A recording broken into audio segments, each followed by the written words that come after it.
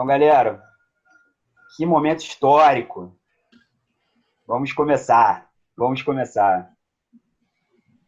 Bom, pessoal, como é que vocês estão? Espero que todos estejam bem aí dentro das suas casas, se cuidando do próximo.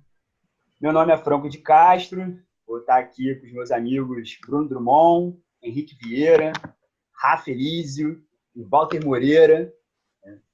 Nós somos amigos de longa data aí, todos professores, completamente apaixonados pelo futebol e com um adendo, né? A gente sempre tenta enxergar o jogo para além das quatro linhas.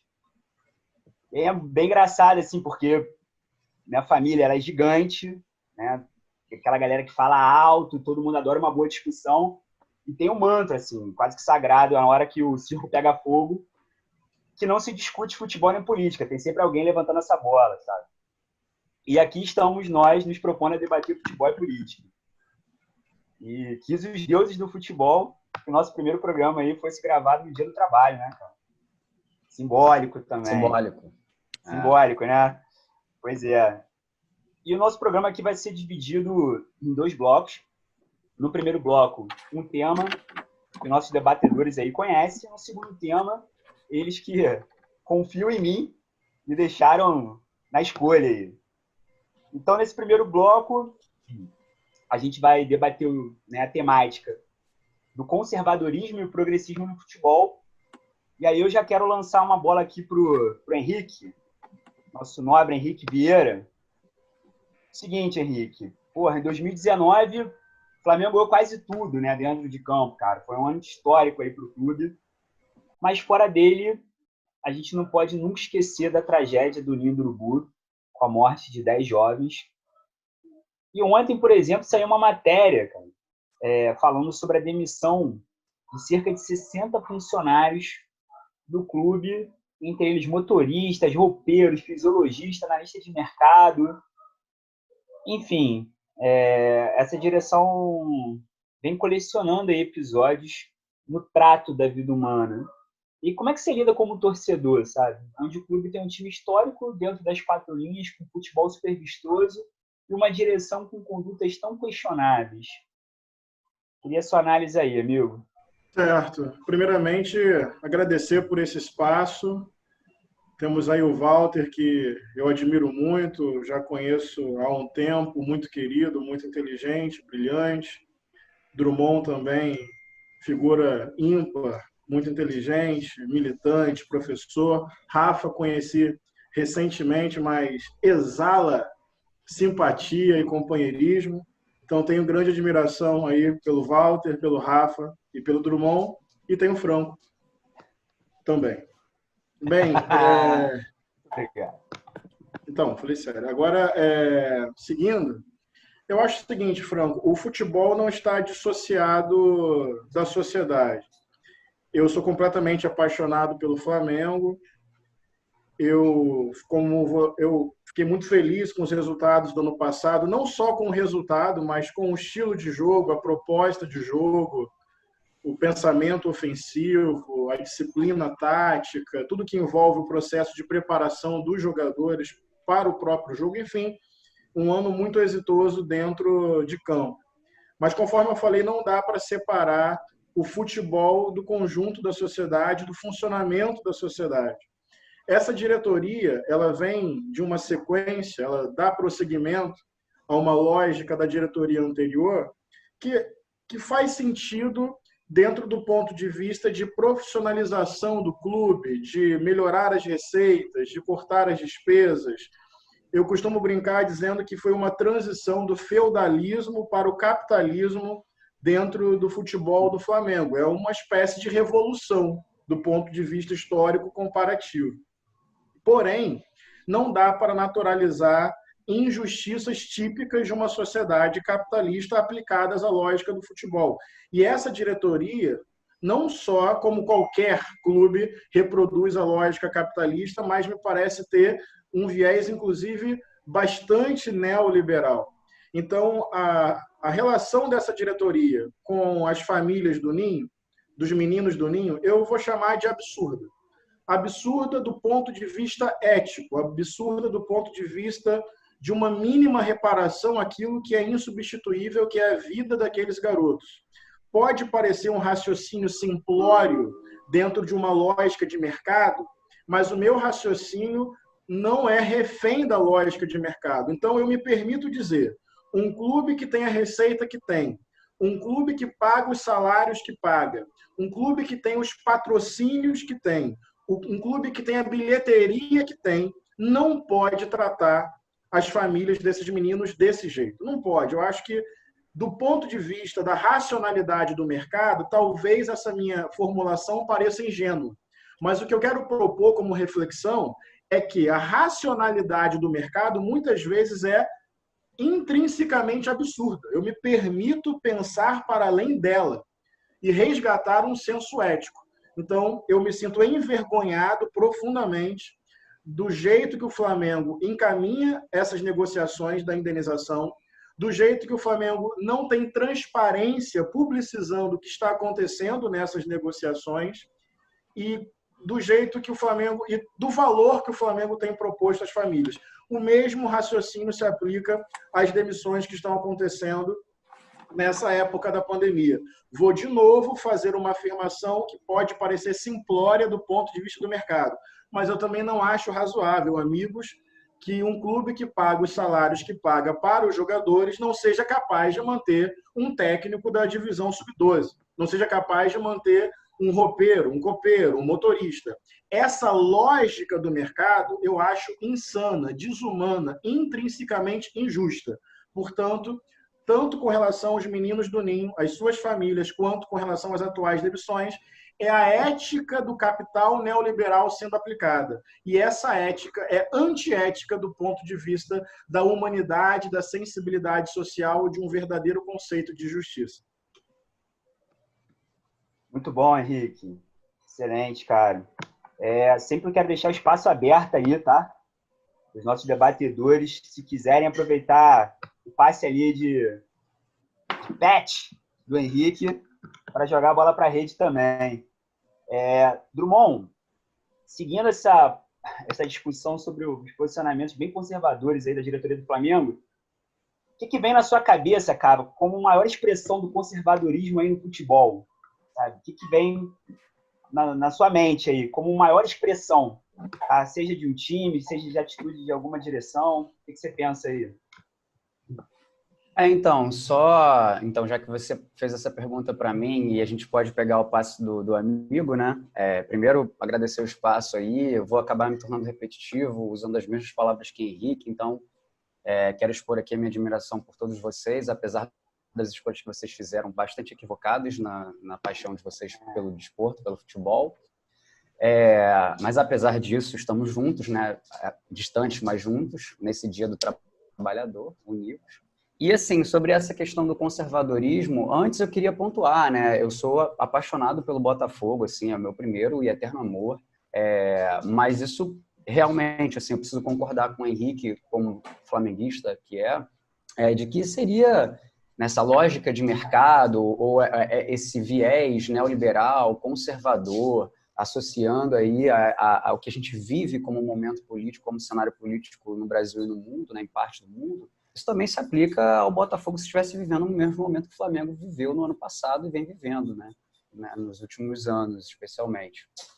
Então, assim, de forma nenhuma, eu quero, a partir da sua pergunta, né, apontar o dedo e dizer que esse time é conservador e esse time é progressista. Então, dos 4 do Rio, né, dos que mais se destacam, o Botafogo tem um viés progressista, inclusivo, e outro clube tem um viés excludente, conservador, sei lá, próximo de um racismo estrutural, qualquer coisa do tipo, né?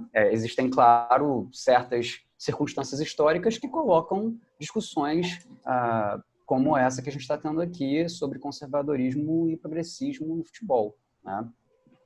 Mas, assim, são vários os clubes no mundo que têm, né, tradições polêmicas, né, e posicionamentos mais polêmicos. Não é nem o caso do Flamengo, por exemplo, mas, inclusive, eu citei há pouco para você, Franco, e aí fica a dica para todos vocês, amigos, e quem estiver assistindo aí também, né, um documentário no Netflix que retrata a história do Beitar Jerusalém, que é um clube de Israel, e que expressa, né, como, por exemplo, o conservadorismo também está presente no futebol, a partir também da relação política que se estabelece, né, um clube que jamais aceitou qualquer árabe na sua história, muçulmano, enfim, tem um posicionamento extremamente sionista, como né, parte da história de Israel também conta, muitas vezes, e, enfim, assim como outros clubes, né, também na Itália, a gente tem a Lazio, um histórico bastante polêmico vinculado ao fascismo de Mussolini,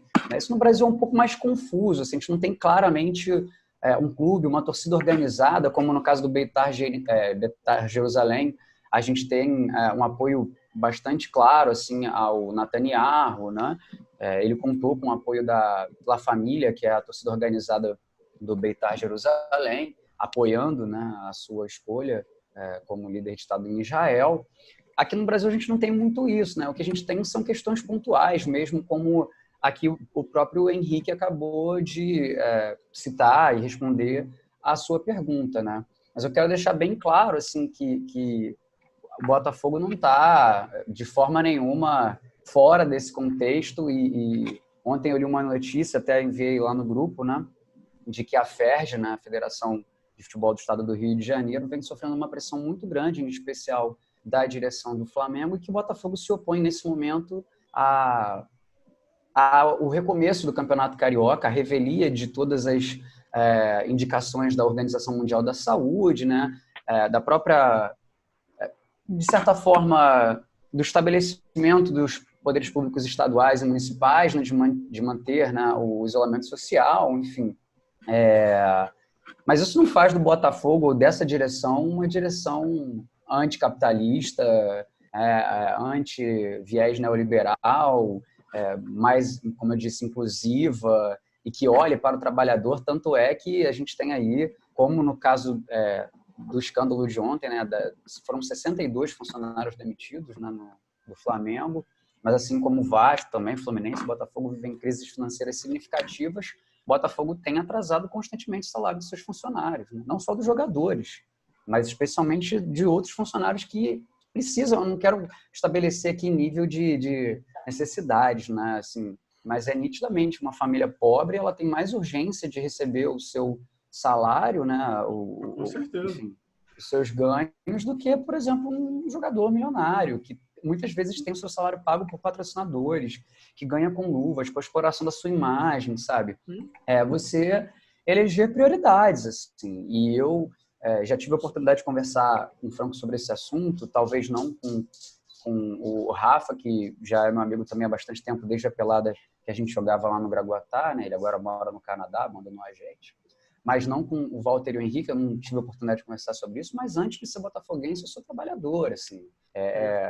Claro que há mais tempo eu sou botafoguense do que trabalhador, mas eu me coloco na condição, né, de trabalhador antes de ser botafoguense. Eu jamais vou apoiar um projeto de administração de um clube, de uma instituição, mesmo sendo a minha paixão, que priorize os ganhos de um grupo mais privilegiado em detrimento de um grupo que é completamente desfavorecido pela própria estrutura do capitalismo, né?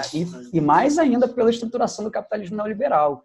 Então, assim, eu estou extrapolando bastante a pergunta que você fez, né? Mas é isso, assim, o conservadorismo faz parte, infelizmente, também da manifestação do futebol como origem, né, das relações sociais, né, da cultura. Isso tem em várias partes do mundo.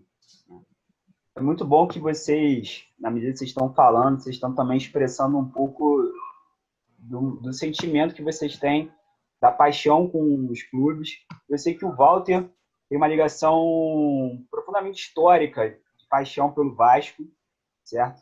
É uma motivação a mais aí para ser torcedor do Vasco. E aí, pegando essa bola que o Drummond jogou, Walter, como é que se lida, cara, como vascaíno, com a atual diretoria do seu clube, que, por exemplo, não pagou nenhum salário nesse ano, sabe? A gente está no dia do trabalho, cara. Pensando nisso, assim, sabe? Os trabalhadores ali de São Januário, jogadores, funcionários. Como é que você lida com isso como torcedor aí? Posso fazer só uma reflexão anterior? Claro. Já que o Drummond comentou ali. Rafael, você está no Canadá, né? Uhum. Você não acha uma contradição um tricolor com passaporte, um time que nunca ganhou um título internacional, estar no Canadá? Você tem passaporte, não? Mas Essa é a reflexão que eu quero trazer. já cheguei. Walter ganhou meu respeito. Walter ganhou meu respeito. Vou responder, vou responder no momento oportuno. É uma postura muito contra o futebol moderno, né? Deu um carrinho mesmo e não foi punido por isso. Não. Parabéns. Foi o primeiro comentário do Walter. Ele chega assim... falando. É Doug, isso, é Doug isso. 94. Final de campeonato. Voltando à reflexão que o Franco propôs, é até dialogando com o que o Henrique comentou de uma trajetória, buscando uma trajetória entre feudalismo e capitalismo, tentando fazer essa comparação metafórica com o futebol, eu diria que o Vasco ainda está no feudalismo. O Vasco não chegou no processo democrático, nem na democracia burguesa. O Vasco, a eleição do Vasco é algo para ser, assim... surreal. É algo, não tem outra palavra que não seja surreal. Os sócios votam, sócio torcedor não conta, tem que ser sócio patrimonial com alguns anos, votam. Esse voto não vale tanta coisa, vale 120 cadeiras de 150. A chapa perdedora ganha 30 cadeiras, a chapa segundo colocado ganha 30, que vai para uma Assembleia Geral de 300, onde os 150, metade, né, dos votos são sócios beneméritos, que estão ali já há diversos anos, perpetuando uma lógica de poder anterior. Tanto que a chapa que buscou no Vasco uma mudança, a chapa do Júlio Brandt, que a todo momento se espelhava no Flamengo, pegava a gestão do Bandeira de Melo como exemplo, e apoiada pelo Edmundo, que declarou voto em Bolsonaro, por exemplo. A chapa para renovar o Vasco, impregnada também desse conservadorismo neoliberal de um ponto a outro. Mas, Walter, quem declarou voto foi a chapa? Não entendi. O Júlio Brandt, sempre tomando o espelho do Bandeira de Melo, e o Edmundo declarou voto em Bolsonaro, que era o mentor, né? O Edmundo só não conseguiu ser candidato por conta de... Houve uma mudança de título, ele ganhou um título superior e perdeu a contagem. Na próxima ele já pode ser candidato. Tem que ver quem vai ser desse ano, quem será o candidato, o Júlio ou o Edmundo. Mas pensar nessa perspectiva, a partir daí, como que o Vasco, nessa democracia, ainda patina, e a chapa do Júlio Brandt foi vitoriosa nos votos, mas quando vai para o colégio eleitoral, o vice do Júlio Brandt, né, o Campelo, rompe, se associa aos votos dos sócios beneméritos do Eurico, e quando o Campelo, vice, rompe e se torna presidente, ele é eleito com gritos de Eurico. A Assembleia gritando Eurico, tipo, mais uma vitória do Grupo Perpetua, mesmo que tenha tido desavenços nesse grupo logo no primeiro ano de gestão, mas falta bastante disso no Vasco. E o que eu acho que falta ainda como o Drummond falou, acho que falta um clube no Brasil que assuma uma perspectiva progressista e não tenha receio de colocar isso em pauta. Eu, pelo meu time, eu não sei se minha primeira formação é história, eu sempre gostei estranhamente, mais do futebol fora das quatro linhas do que dentro. Sempre gostei mais do simbolismo de certas atitudes da história, buscar fatos que influenciaram a formação do time, e é impossível não pensar em 1923. Vasco é um dos grandes atuais do futebol carioca, o que se profissionalizou depois. Era só Remo, demora para montar o time profissional. Quando ele monta, ele já não está na primeira divisão, ao contrário de Fluminense, Botafogo, Flamengo, América. Ele começa na terceira divisão do Carioca, vence a segunda em 1922, vai para a Série A do Carioca em 23, e algo diferente dos outros times. Apesar do Bangu ter sido o primeiro a aceitar jogadores negros, em virtude também de uma localização geográfica do time, né, na fábrica do Bangu, gerenciada por ingleses, acabaram abrindo essa exceção nesse contexto bem racista lá atrás, década de 20. Pode até discutir se isso alterou, em que ponto hoje em dia, pensando em outras, não só jogadores, pensando no cargo de técnico, presidente, se isso alterou atualmente, mas no Vasco há uma mudança.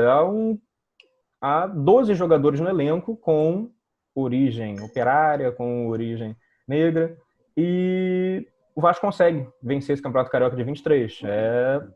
Consegue vencer com folgas. 25 pontos de vantagem, o Flamengo é vice com 19. Para assombro de quem leu os documentos, Flamengo, Fluminense, Botafogo, América, Bangu se reúnem contra o Vasco e decidem criar uma outra liga, argumentando que não havia comprovação da origem profissional dos jogadores do Vasco. Afinal, à época era proibido ser jogador profissional de futebol. E esses jogadores pobres, negros, operários que o Vasco contava, boa parte deles era chamada na época o amadorismo marrom, porque alguns empresários vascaínos assinavam carteira de trabalho no armazém, no mercado, para esse jogador poder treinar e comprovar um vínculo trabalhista. Afinal, o esporte era amador, não podia ter esse vínculo trabalhista, não podia receber pelo clube. As duas argumentações, voltando, não tinha como comprovar essa origem dos trabalhadores desses jogadores, num viés bem racista, e que o Vasco não tinha estádio, jogava alugado em outros estádios. E o Vasco poderia ingressar nessa nova primeira divisão, os mesmos clubes, somente se dispensasse esses 12 jogadores.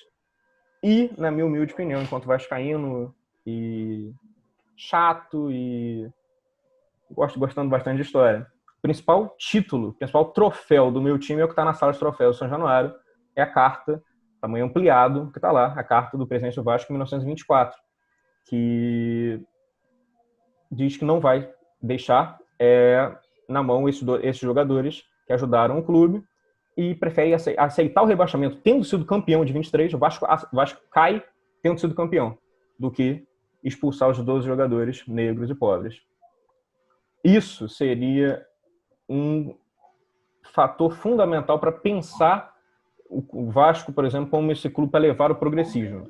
Só que quando as décadas se passam, você vê nos gritos das arquibancadas, gritos homofóbicos, você vê manifestação de jogadores. Recentemente, um jogador, Felipe Bastos também, ele gritando várias ofensas homofóbicas após uma vitória do Vasco sobre o Fluminense, um título da Taça Guanabara, se não me engano. Qual foi o papel da diretoria da gestão do Vasco? Nada. O próprio jogador depois se retratou nas suas redes sociais, mas o clube não se posicionou. Vai se posicionar quando?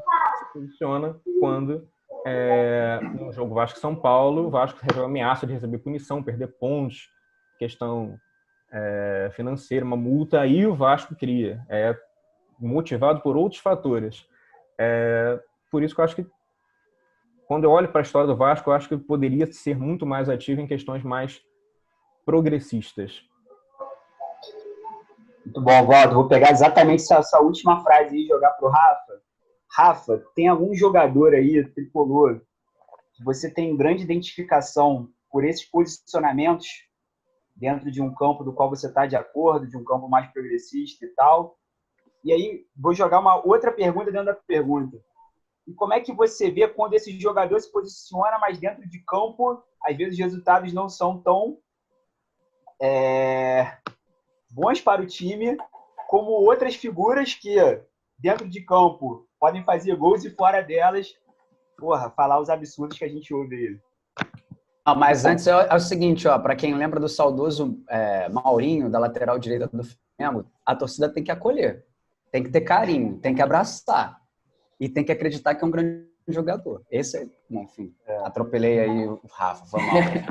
Bom, primeiro, né, agradecer a oportunidade de estar aqui com pessoas tão geniais, né, e facilitaram para mim, porque, né, você tem o Henrique Zico tocando para o Drummond Garrincha, né, passando a bola para o Dinamite Walter, que para finalizar a jogada com um golaço de Tuta. Então, assim, os craques da contemporaneidade dos seus clubes.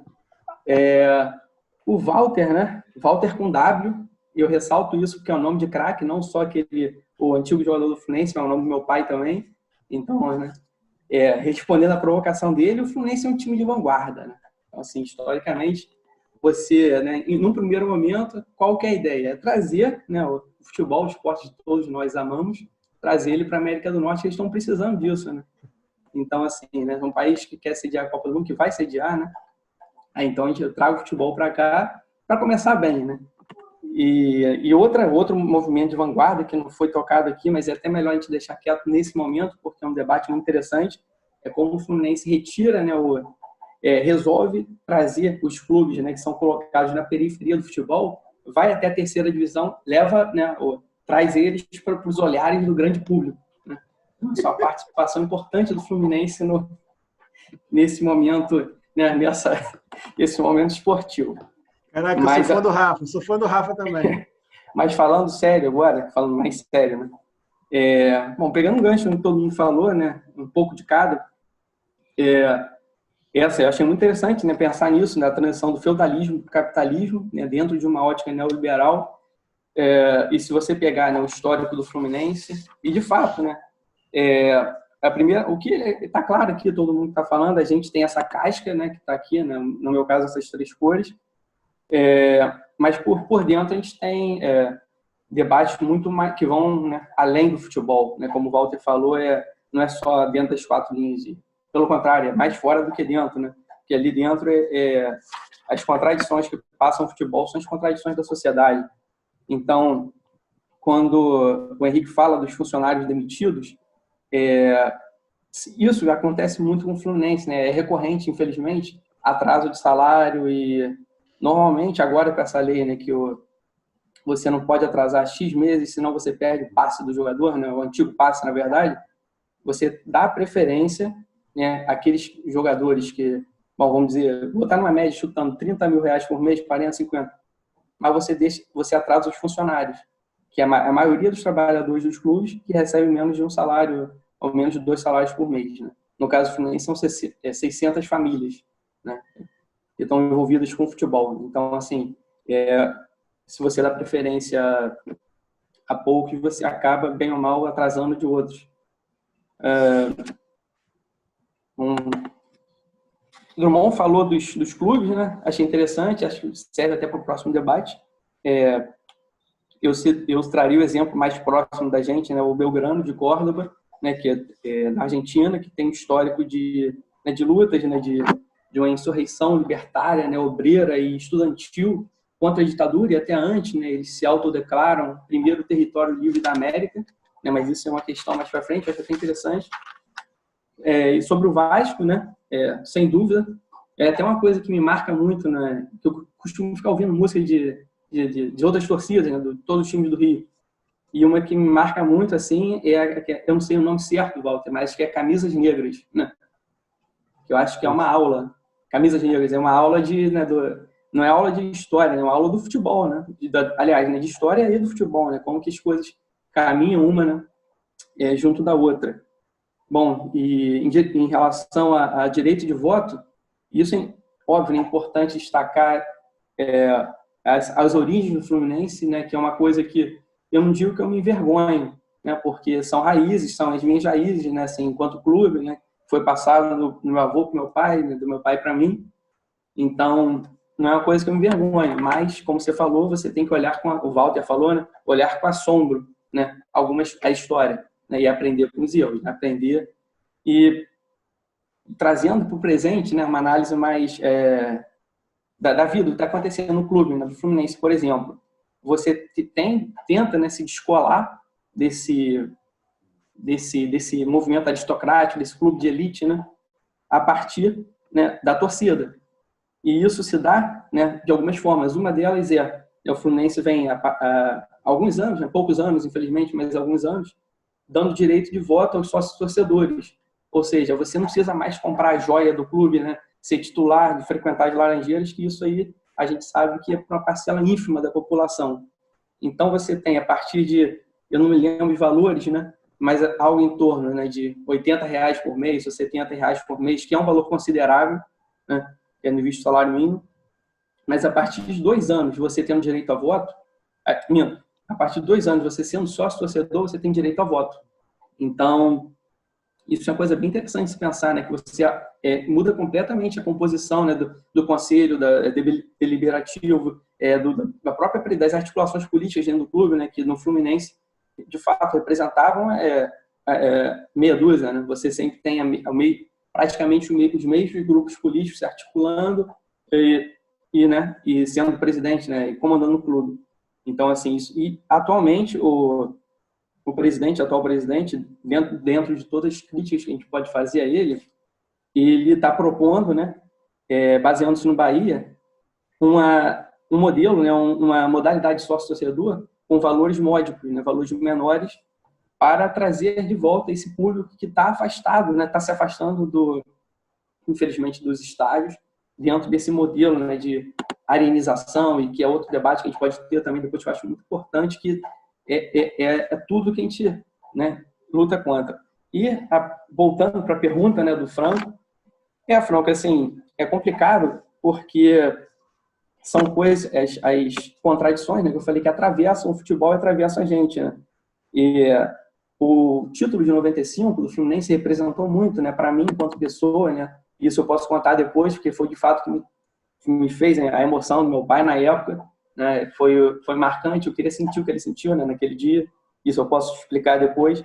Então, eu tinha o Renato Gaúcho como ídolo, né? Não só pelo fato de ter feito um gol dentro de tudo, na conjuntura, né, o centenário do Flamengo, mas a partir do momento, né, que ele começa a ter esse tipo de declaração, né, de apoio irrestrito ao Bolsonaro, e o Bolsonaro, é até curioso, né, o Bolsonaro, o chefe de Estado, vai se consultar com um treinador de futebol para reabertura para o retorno das atividades. Então, assim, faz muito sentido para mim, né?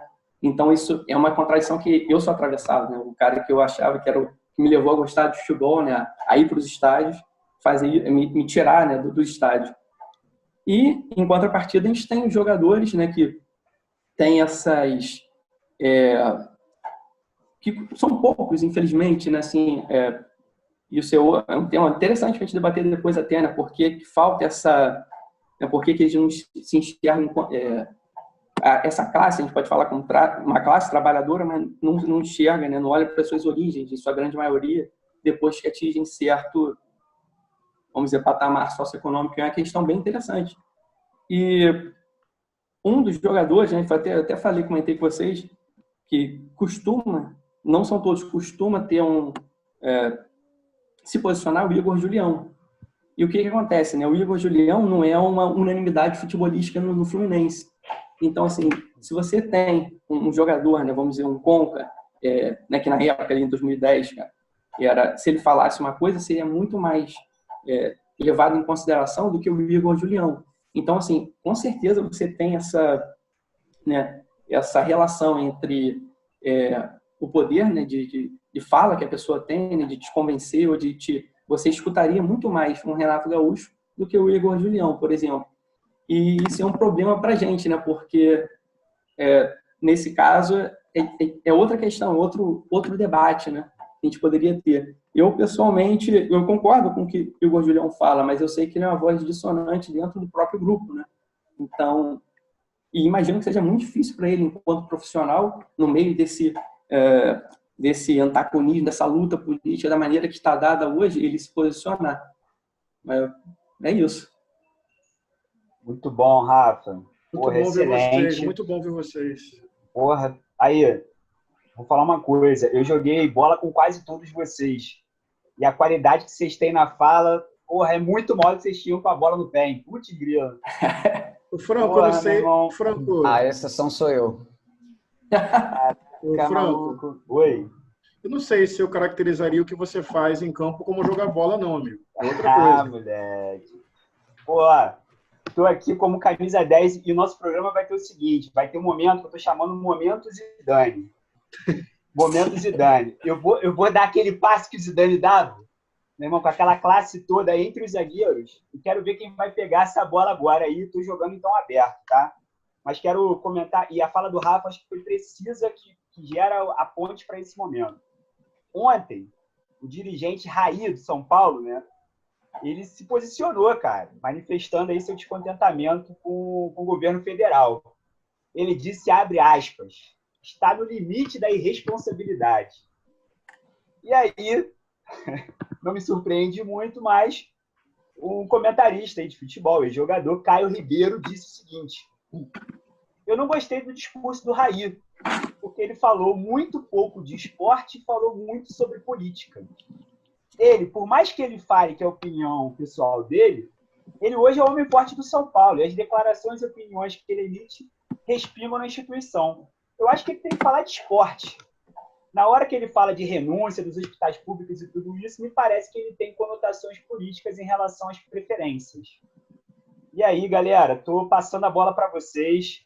Né? Nós que somos todos professores, vivemos com escola sem partido, com tudo isso, que é a fala do Caio Ribeiro, né?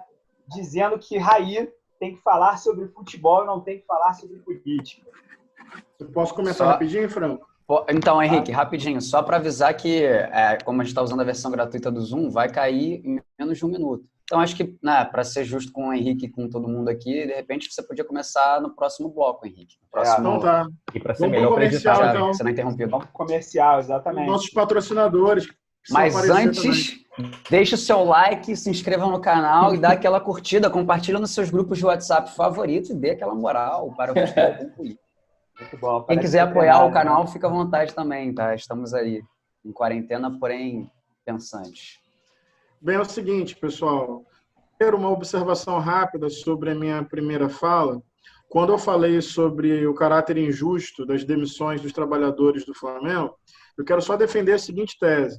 Mesmo dentro de uma lógica capitalista de gestão econômica de um clube, eu acho que essas demissões são absurdas. Porque alguém pode caracterizar que só num outro modelo de sociedade, de economia, essas demissões não precisariam acontecer.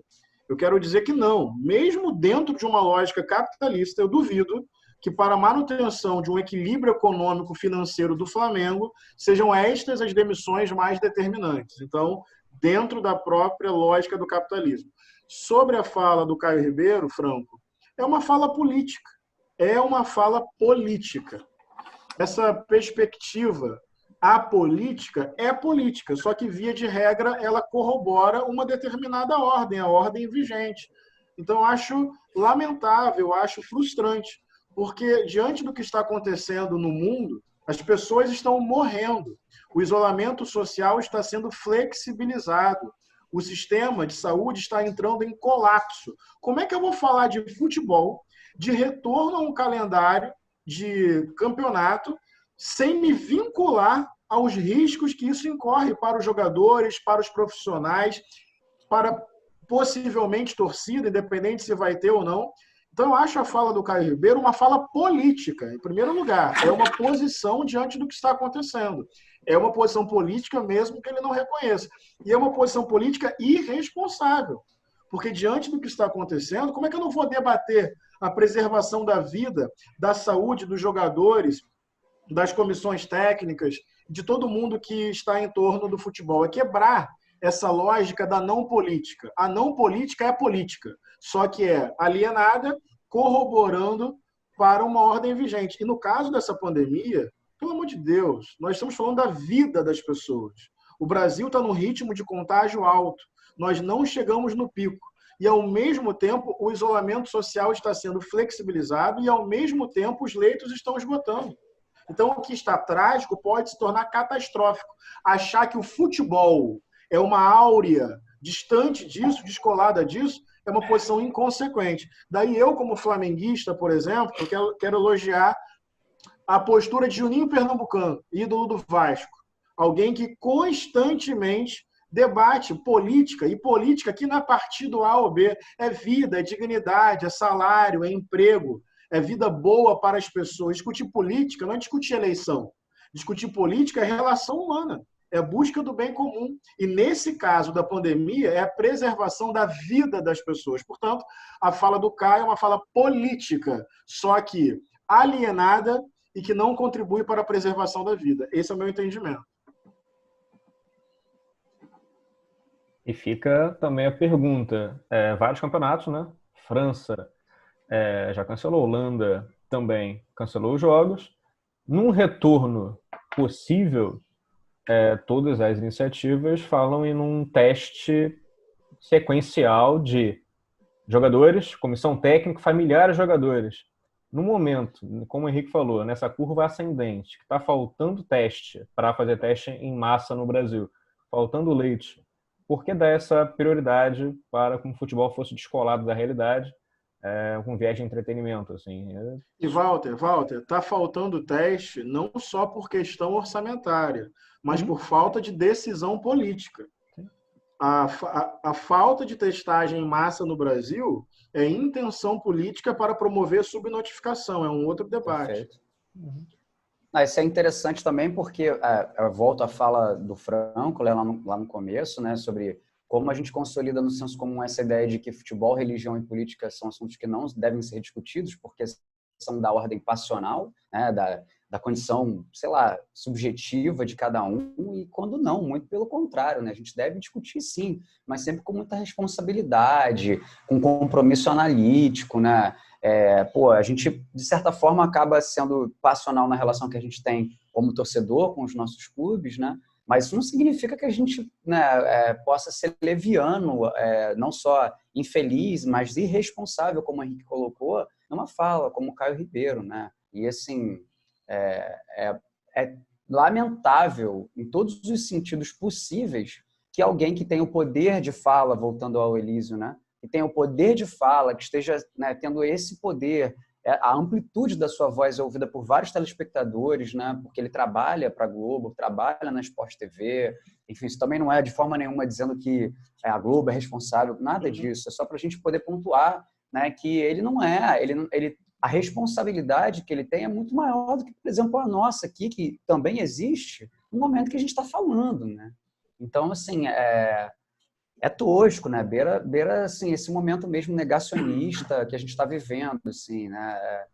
Eu não achei correta a fala do Raí. O Raí tá com o DNA dele, né? Sócrates é o fundador da democracia corintiana, né? Assim, ele tem que se posicionar, e que bom que a gente ainda tenha jogadores ou ex-jogadores à frente dos clubes ou com a capacidade de se pronunciar a respeito de uma situação bárbara como essa, né? Assim, acho que supera qualquer polarização partidária. A gente já passou por isso, assim. Acho que a gente está disputando um pacto civilizatório de novo, assim, sabe? Por favor, né, galera? Assim, não vai ter jogador que vai, tocar de letra, cruzar bem na cabeça do outro se essas pessoas estiverem mortas, né? Assim, e não vai ter torcedor, e não vai ter sociedade. Que mundo é esse que a gente está construindo, sabe?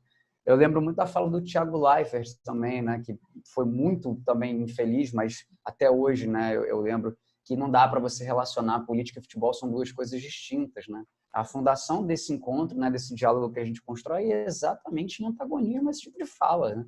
O futebol é uma manifestação cultural, política, social, porque aí eu recorro a uma máxima aristotélica da antiguidade clássica, né? O homem é um animal político. Talvez ele não tenha consciência disso propriamente, né? Talvez ele seja, inclusive, levado a crer que o posicionamento dele é apolítico enganosamente, né? O posicionamento político, apolítico é um posicionamento político, absolutamente tudo é ideológico. A escolha de cores que você vai vestir é uma escolha ideológica, né? Tudo é ideológico. Então, aí só para, né, pontuar também, né, me colocando a respeito do assunto, já que Henrique e Walter falaram sobre isso, né?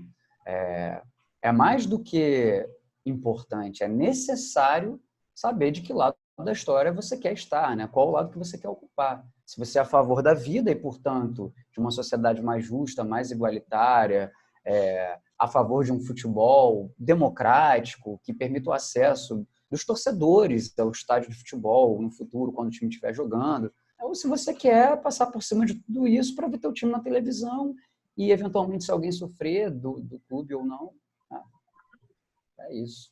Paciência, né? E daí? Fala sério, né? Muito bom, senhores. Acho que vocês já aproveitaram bem o passe do Zidane, hein? Sinto honrado, hein? Muito bom, muito bom.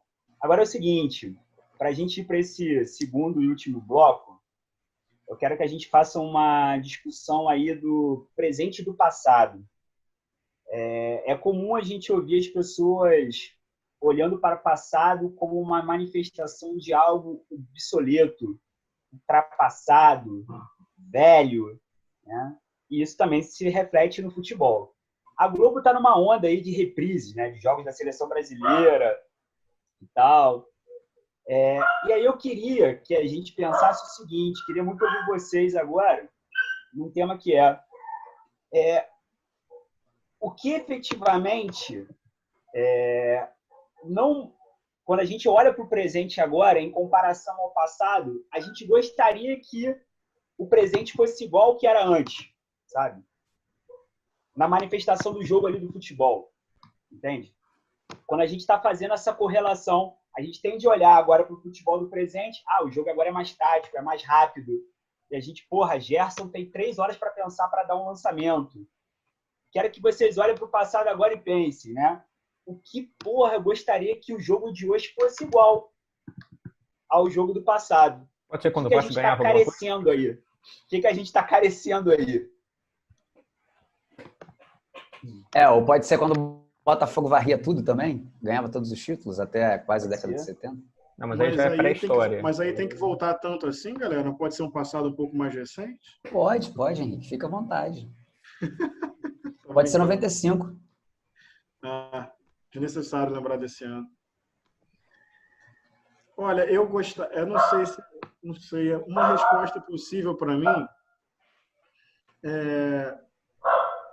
não sei se é uma característica do futebol passado, Franco, mas quando eu vejo os vídeos, especificamente do Garrincha,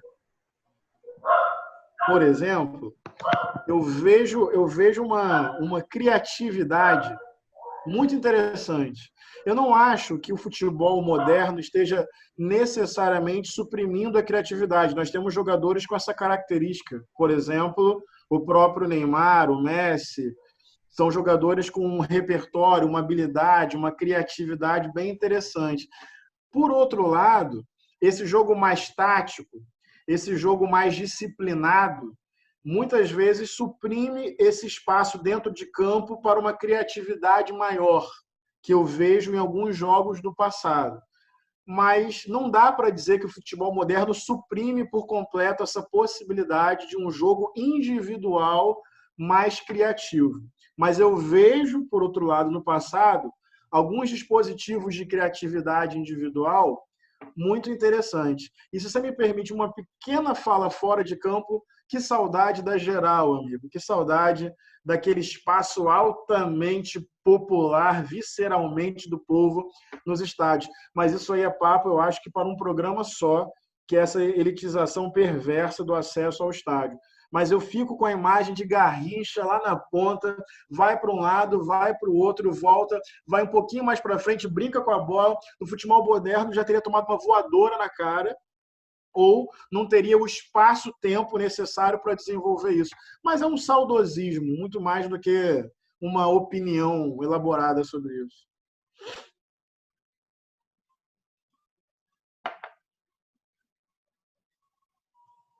Rafa, seu microfone, tem que abrir, cara.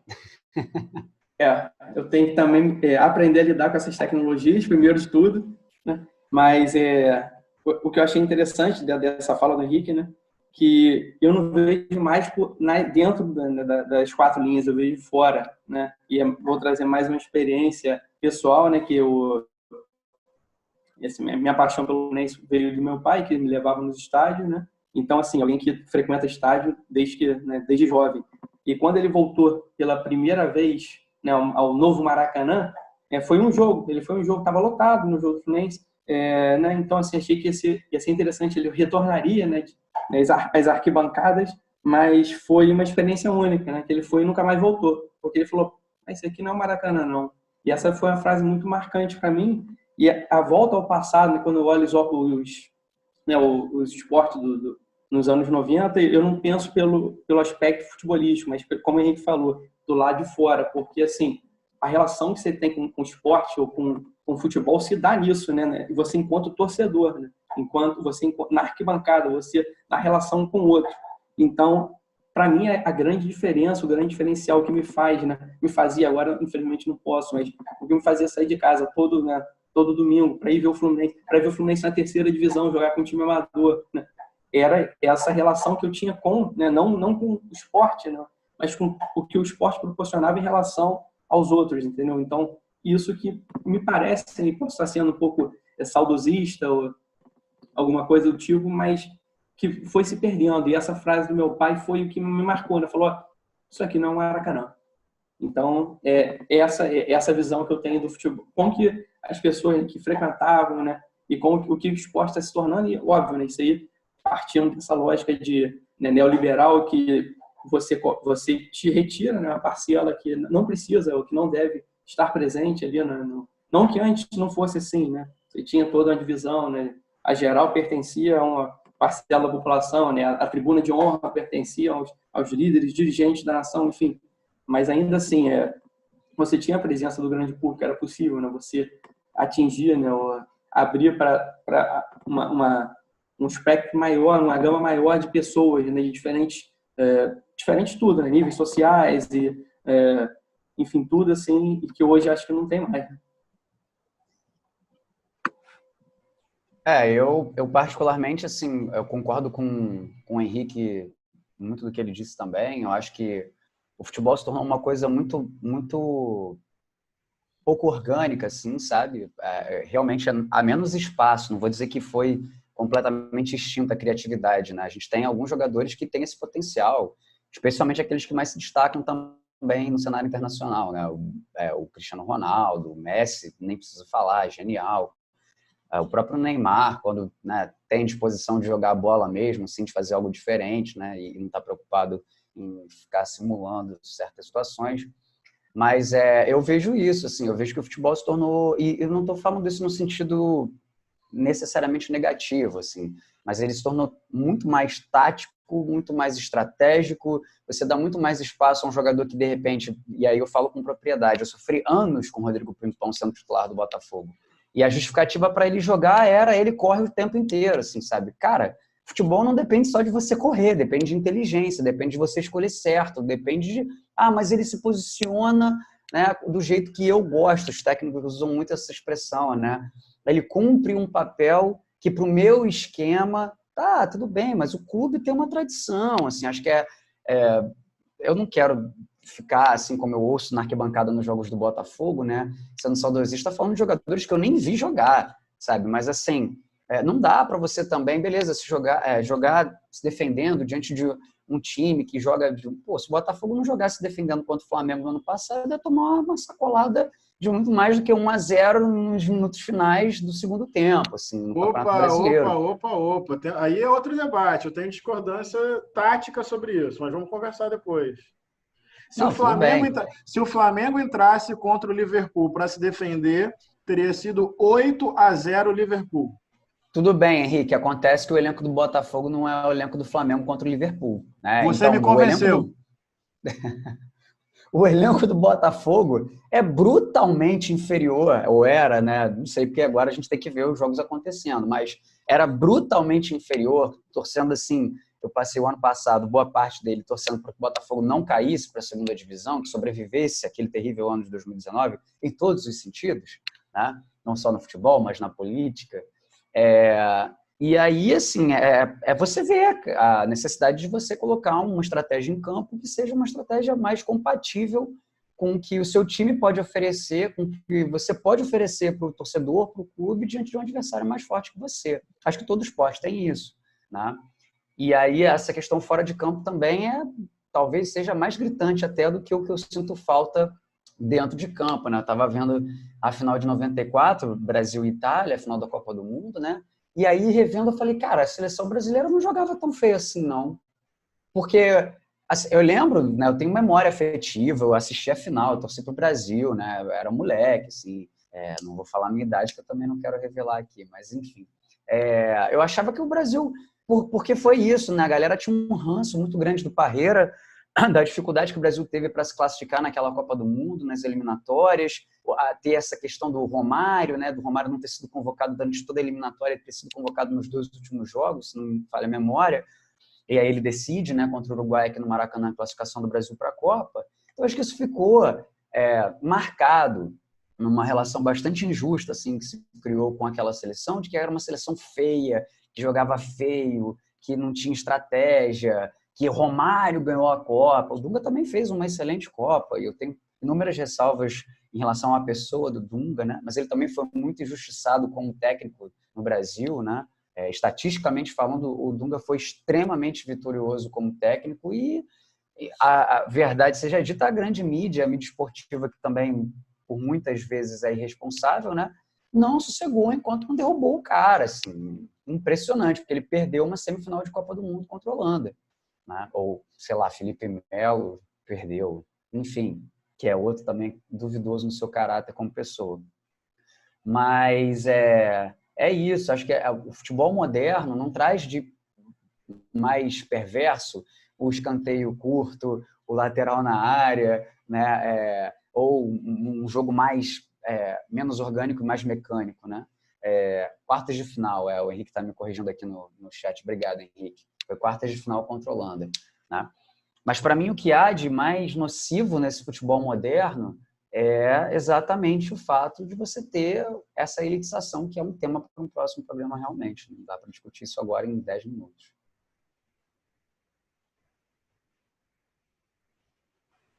Walter. Vamos lá, então.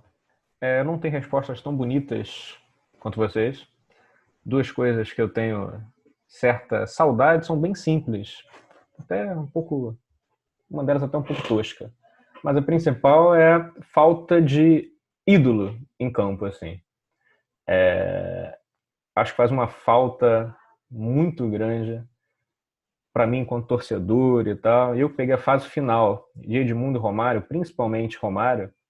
Ele com 40 anos, 39 anos e 11 meses, artilheiro do Campeonato Brasileiro, ir ao Maracanã para ver São Januário, para ele buscando o milésimo gol, assim, algo que ver em campo um cara que começou no Vasco, fez os principais títulos por clube na carreira pelo Vasco, e sinto falta de alguém assim. Então, talvez um pouco mais saudosista nesse ponto. E outro ponto um pouco mais inocente, talvez, eu sou um pouco saudosista da época em que futebol carioca havia uma igualdade maior. Eu sinto falta do Márcio Braga falando: acabou o dinheiro! Eu sinto falta desse momento. Mesmo com parcerias astronômicas, vindo e mexe e tal, depois passa 1 ano, 2 anos, o clube se quebrava e tal. O que eu sonharia é com uma profissionalização maior do esporte, salários sendo pagos, mas sem esse processo de elitização que a gente está falando tanto aqui.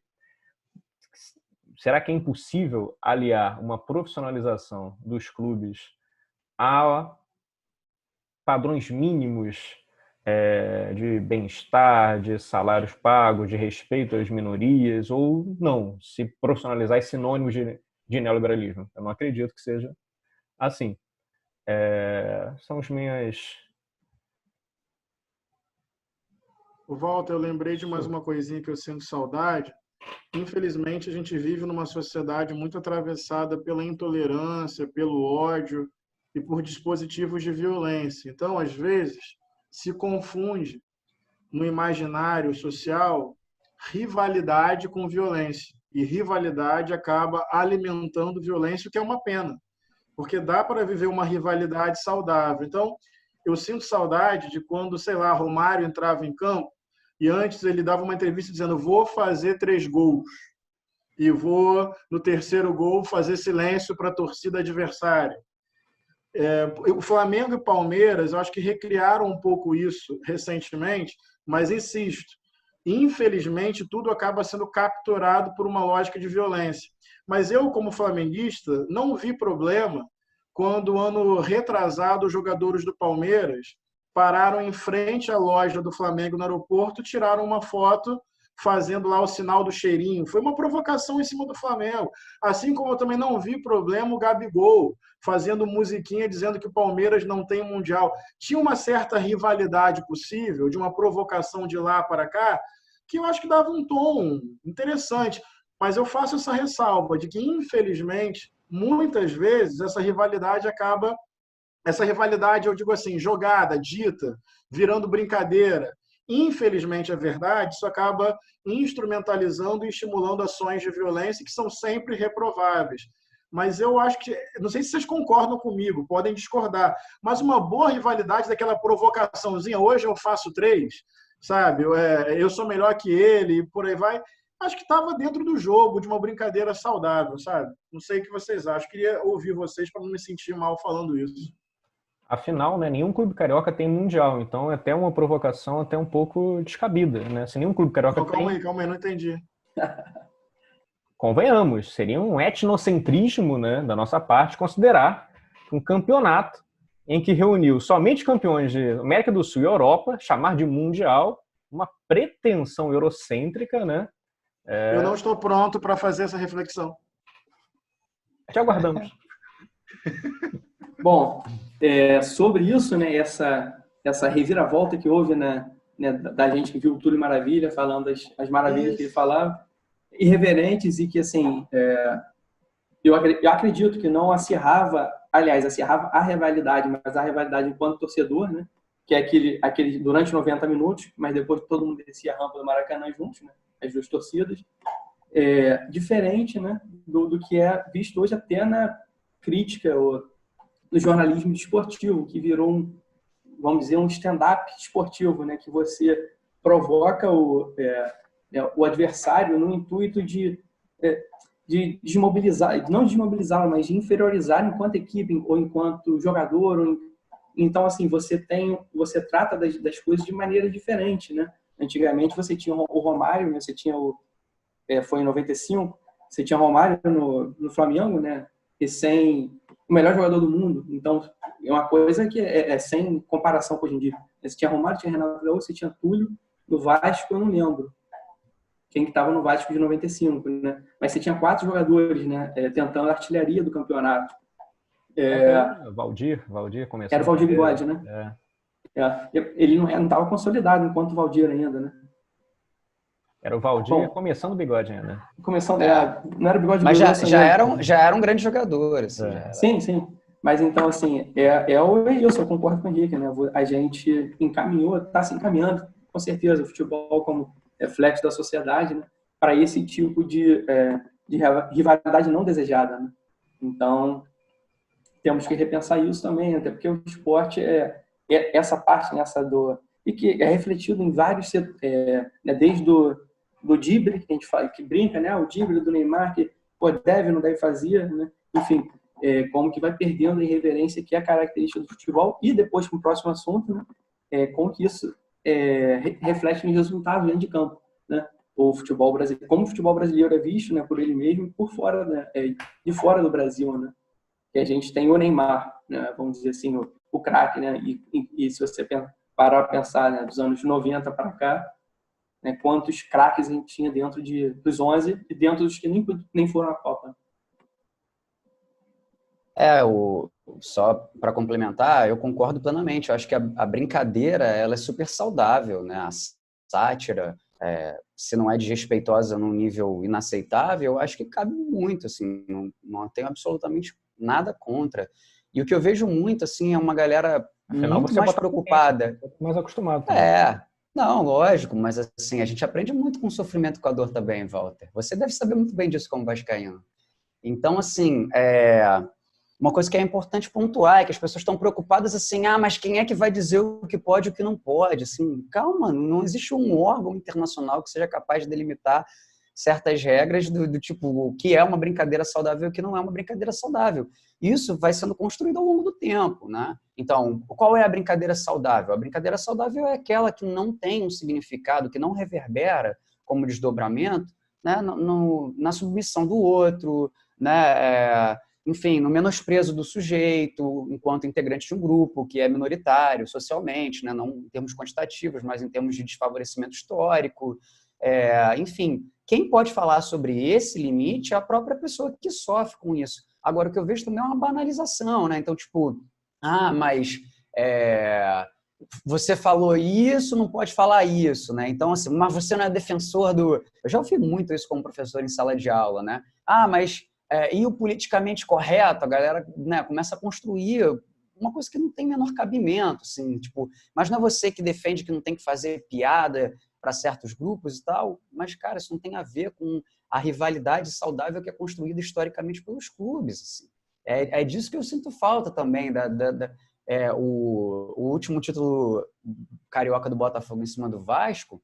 Eu lembro que a gente voltou na van com um cara vascaíno que, pô, a gente brincou com ele o tempo inteiro, mas no final eu falei, cara, desculpa aí, pô, né, eu sei como é que é, se eu tivesse perdido um título, eu ia estar muito puto, assim, mas é porque, né, e eu passei por isso também na van na saída do Maracanã, né, e eu passei por isso no título da Taça Guanabara, ou da Taça Rio, acho que foi Taça Rio, contra o Fluminense, depois de um 3-0, né? Foi no mesmo ano, inclusive, foi 2018. E aí eu voltei no ônibus cheio de Fluminense, tricolor, eu era o único cara com a camisa do Botafogo, né? Sozinho, minha namorada é tricolor, foi na torcida do Fluminense, eu fui na torcida do Botafogo, um saudoso Chicão, que é da Pelada também, do lado do Gregoatá. Ela foi com a afilhada dela na torcida do Fluminense. E aí, na volta, eu tive que esperar ela sair, comemorando, feliz, e tive que aguentar todo tipo de chacota, zoeira, assim, algumas até um pouco pesadas, né? Mas óbvio que eu não vou ficar respondendo, não vou colocar meu pescoço, né, de graça, não vou colocar na berlinda, né, na guilhotina. Mas eu acho que é importante ter isso, né? Os caras falando do Botafogo é bairro, deixou de ser clube há muito tempo e tal. E estava me mordendo por dentro, né, puto da vida, mas, ao mesmo tempo, lidando com essa parte do futebol, do esporte, que é aprender a lidar com a diferença. O futebol é didático também, né? É isso. Maravilha, senhores. Tá? Muito bom também esse segundo bloco aí. Fomos de tudo maravilha. A Romário, passando por Valdir Bigode, certo? Até Tuta foi mencionado aqui, né, cara? Meu Deus do céu. Que maravilha. Galera, é isso. Tá, estamos encerrando, então, aqui o nosso primeiro programa, que nem tem nome. A gente nem sabe para onde isso vai dar. É uma reunião aqui de amigos e apaixonados pelo futebol, achando que reunir a gente, acho que dá uma contribuição aí. Né? Se não der em nada também, já deu em muita coisa, pelo menos para mim. Eu estou bastante feliz de estar com vocês aqui. Também. Muito bom, muito maneiro. Com certeza, né? E aí, não vou pedir para ninguém responder, mas o João, meu enteado, que tem 10 anos, que é apaixonado, louco por futebol, mas aquele mesmo chato, é um torcedor chato, João, eu admito, assim, que vai para Maracanã e tudo mais. Eu perguntei para ele, João, você tem alguma pergunta, cara, que você gostaria de fazer para a galera? E pode ficar como sugestão para um próximo tema. E o João fez a seguinte pergunta na boa. Eu só fiz essa pergunta e o João disse. Eu gostaria de saber por que o futebol tem a ver com capitalismo. Essa foi a pergunta do João. Tá? 10 anos? 10 anos. 10 anos. Por quê? Não foi, sabe, como, de que maneira, foi por quê? Porque o futebol tem a ver com capitalismo. Ele queria entender essa relação. Então, no momento, João, aí, do fechamento desse primeiro episódio, se alguém quiser, então, jogar a bola, ou a gente deixa essa bola pro próximo aí. Eu acho que o assunto é denso, né? Demoraria muito mais. Para a próxima. Muito mais. Então, assim, jogando já para a próxima, duas coisas que eu acho interessantes, né? Que vai servir outra nem tanto. Mas é o que o Henrique falou, né? De não posicionamento enquanto posicionamento. E o tema dessa nossa reunião é que o futebol, a frase, né? O futebol não deve ser discutido, né? Então, que é uma frase que serve a um interesse muito interessante. E jogador, né? Como jogador de futebol, ainda são formadores de opinião e comunicam com grande parcela da população, né? E quando você fala que não deve ser discutido, você está tolhendo, né, esse discurso, que é um discurso, ao meu ponto de vista, extremamente potente, né? Porque expõe as fissuras, né, do capitalismo. E hoje foi veiculado, né, ontem, não lembro, que o Ministério da Saúde autorizou, foi favorável ao retorno, né, do futebol. E isso foi veiculado de maneira errônea, porque na verdade, né, eu estava lendo o parecer do Ministério da Saúde, e eles são favoráveis ao retorno, desde que atendidas todas as medidas, né, uma miríade de medidas que devem ser e que não vão ser, porque não tem como ser feita a curto prazo. E, enfim, é isso. Duas coisas que uma coisa, né, essa do futebol não deve ser discutido, que tem a ver totalmente com esse do capitalismo, né, que não tem como a gente debater agora, né? Enfim, fica para a próxima. Felizmente. Temos pautas para um próximo programa, então, Franco. Com certeza. Aí o encerramento. Franco, eu acho melhor deixar para a próxima, é um tema muito denso. Só vou jogar aqui uma reflexão de que Messi é muito superior a Cristiano Ronaldo. Valeu, gente. Tá bom. É uma opinião. Maravilha. Então, galera, prazer enorme estar aí com vocês. Bom, sinto que iremos caminhar mais vezes juntos aqui. Mas vamos deixar isso aí, vamos sentir também como é que a galera responde, tá? Quem puder depois deixar um comentário aí pra gente no nosso vídeo, o que achou, se é interessante a gente continuar essa troca. Vai ser ótimo como termômetro. Valeu, pessoal. Obrigado aí pela participação de cada um de vocês, hein? Valeu.